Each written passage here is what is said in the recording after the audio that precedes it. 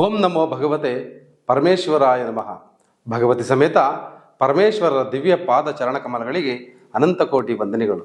ಜೀವನಕ್ಕೆ ದಾರಿದೀಪವಾಗಿರುವ ಶ್ರೀಕಾಳಿ ಕನ್ನಡ ವಾಹಿನಿಯ ವಿಶೇಷ, ವಿಭಿನ್ನ, ವಿಶಿಷ್ಟ, ಅಪರೂಪದ ಹಾಗೂ ಜೀವನಕ್ಕೆ ಅಡ್ಡ ನಿಂತಿರುವ ಕತ್ತಲನ್ನು ದೂರ ಮಾಡಿ ಜೀವನದ ದಾರಿಗೆ ಬೆಳಕು ಸಿಗುವಂತಹ ಅಪರೂಪದ ಕಾರ್ಯಕ್ರಮವನ್ನು ವೀಕ್ಷಣೆ ಮಾಡುತ್ತಿರುವ ನಿಮಗೂ ಮತ್ತು ನಿಮ್ಮ ಕುಟುಂಬದವರಿಗೂ ತಾಯಿ ದಕ್ಷಿಣಾಕಾಳಿಯ ಕೃಪೆ ಮತ್ತು ಆಶೀರ್ವಾದ ಸದಾಕಾಲವೂ ಇರಲಿ ಅಂತ ಹೇಳುತ್ತಾ, ಇವತ್ತಿನ ವಿಶೇಷ ಕಾರ್ಯಕ್ರಮ ಕನಸಿನಲ್ಲಿ ಹಾವು ಯಾವ ರೀತಿ ಕಾಣಿಸಿಕೊಂಡರೂ ಶುಭವಾಗುತ್ತೆ ಎಂದು ತಿಳಿಯುವುದಕ್ಕೂ ಮುಂಚಿತವಾಗಿ ಶ್ರೀಕಾಳಿ ಕನ್ನಡ ವಾಹಿನಿಯ ಮತ್ತು ಡಾಕ್ಟರ್ ಅರುಣ್ ಗುರೂಜಿ ನಡೆಸಿಕೊಡುವಂತಹ ಜೀವನಕ್ಕೆ ದಾರಿದೀಪ ಕಾರ್ಯಕ್ರಮವನ್ನು ಮೊಟ್ಟ ಮೊದಲ ಬಾರಿಗೆ ನೋಡ್ತಾ ಇದ್ದರೆ ನಮ್ಮ ಚಾನಲನ್ನು ಸಬ್ಸ್ಕ್ರೈಬ್ ಮಾಡಿ ಮತ್ತು ವಿಡಿಯೋ ಕೆಳಗಡೆ ಅಮ್ಮ ಭಗವತಿ ಮಹಾಲಕ್ಷ್ಮಿ ನಾರಾಯಣರ ಸಮೇತ ಮನೆಗೆ ಬಂದು ಸ್ಥಿರವಾಗಿ ನೆಲೆಸಮ್ಮ ಅಂತ ಕಾಮೆಂಟ್ ಮಾಡಿ.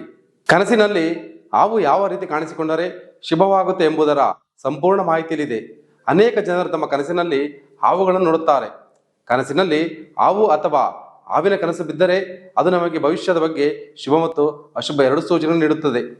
ಕನಸಿನಲ್ಲಿ ಹಾವುಗಳು ಕಾಣಿಸಿಕೊಂಡರೆ ಯಾವೆಲ್ಲ ಶುಭ ಸೂಚನೆ ನೀಡುತ್ತದೆ ಎಂಬುದನ್ನು ನೀವು ತಿಳಿದುಕೊಳ್ಳಬೇಕಾ? ಹಾಗಾದರೆ ಈ ಕಾರ್ಯಕ್ರಮವನ್ನು ಸ್ಕಿಪ್ ಮಾಡದೆ ನೋಡಿ. ಮೊದಲನೆಯದಾಗಿ, ಸತ್ತ ಹಾವಿನ ಕನಸು ಬಿದ್ದರೆ. ನಿಮ್ಮ ಕನಸಿನಲ್ಲಿ ಸತ್ತ ಹಾವು ಕಾಣಿಸಿಕೊಂಡರೆ ರಾಹು ದೋಷದಿಂದ ಉಂಟಾದ ಎಲ್ಲ ತೊಂದರೆಗಳನ್ನು ನೀವು ಎದುರಿಸಿ ಅದರಿಂದ ಇನ್ನು ಮುಂದೆ ಯಾವುದೇ ರೀತಿಯ ಸಮಸ್ಯೆ ಇಲ್ಲದಂಗೆ ನಿಮ್ಮ ಶುಭ ಸಮಯ ಆರಂಭವಾಗುತ್ತದೆ ಎಂಬುದೇ ಅರ್ಥ. ಎರಡನೇದಾಗಿ, ಪರೆ ತೆಗೆಯುತ್ತಿರುವ ಹಾವಿನ ಕನಸು ಬಿದ್ದರೆ.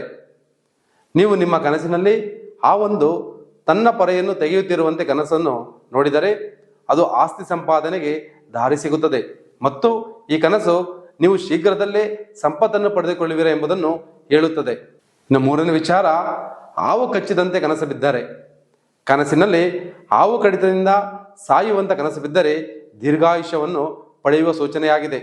ಇಂಥ ಕನಸುಗಳು ಬಿದ್ದಾಗ ಸಾಮಾನ್ಯವಾಗಿ ಎಲ್ಲರೂ ಹೆದರುತ್ತಾರೆ, ಆದರೆ ಈ ಕನಸಿಗೆ ಹೆದರುವ ಅವಶ್ಯಕತೆಯೇ ಇಲ್ಲ.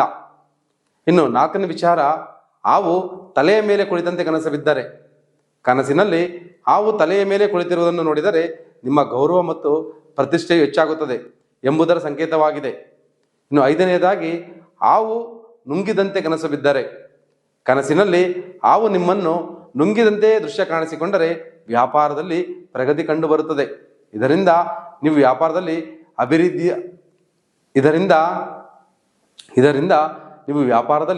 ಅಭಿವೃದ್ಧಿಯನ್ನು ಪಡೆದುಕೊಳ್ಳುವಿರ.